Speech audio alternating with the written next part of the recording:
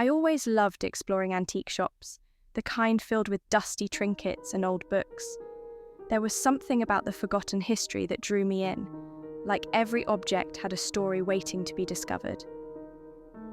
One Saturday afternoon, I stumbled upon a small, out-of-the-way shop I had never noticed before. The faded sign above the door simply read, "Curiosities." The shop was dimly lit with shelves crammed full of oddities. I wandered through, running my fingers over porcelain figurines and thumbing through leather-bound books.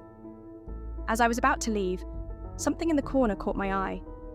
It was a dollhouse, tucked away on a shelf, almost hidden. The dollhouse was intricate, clearly handcrafted with a level of detail that was astonishing. Each window had tiny curtains, each door a tiny knob. It was beautiful, but there was something off about it that I couldn't quite place.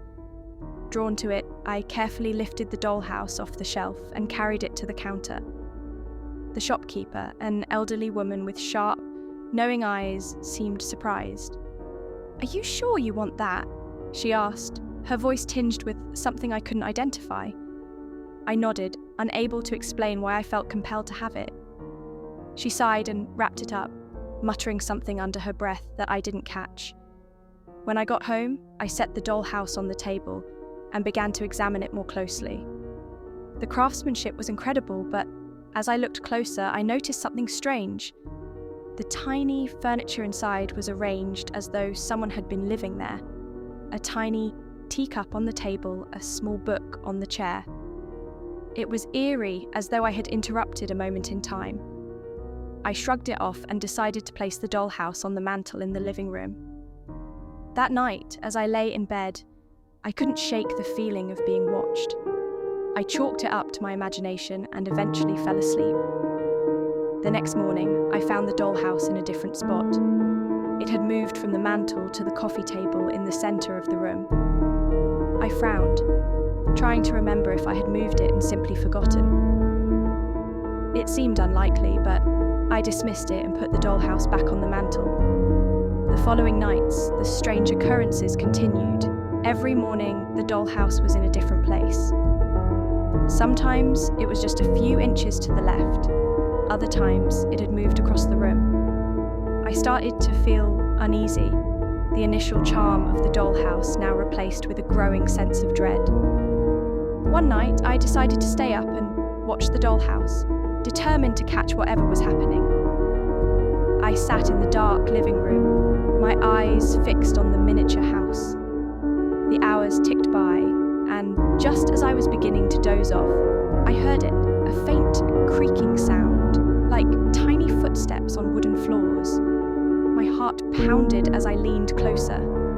The sound was coming from the dollhouse. I watched in horror as the front door of the dollhouse slowly creaked open, revealing the tiny interior. Inside, the miniature furniture began to move, shifting slightly, as though invisible hands were rearranging it. I couldn't breathe. This wasn't possible. And then I saw them. Tiny, shadowy figures moving inside the dollhouse. They were like dark silhouettes, barely more than shadows, but they moved with purpose. One figure climbed the stairs, another sat at the tiny table, and one turned to face me, its hollow eyes locking onto mine. I stumbled back, knocking over a lamp as I scrambled to get away from the cursed object. The dollhouse remained still, its tiny inhabitants frozen in place, but I could feel their gaze following me. I grabbed a blanket from the couch and threw it over the dollhouse, not wanting to see it anymore. But even under the blanket, I could hear the faint sounds of movement, of tiny footsteps echoing through the room. The next morning, I took the dollhouse back to the shop, hoping to get rid of it once and for all. But when I arrived, the shop was gone. The building stood empty, abandoned, as though no one had been there for years. I stood there, clutching the dollhouse, my heart pounding in my chest. I had no choice but to take it back home. I tried to ignore it, to pretend it didn't exist, but every night, the sounds returned. The tiny creaks, the faint whisper of movement. And each morning, the dollhouse was in a different place. Now, I sit here, writing this, knowing that tonight will be the last night. The dollhouse is on the table in front of me, its shadowy inhabitants waiting. I can feel them watching me, their hollow eyes tracking my every move. I know what they want. They want me to join them, to become one of them. And I'm afraid that soon I won't be able to resist.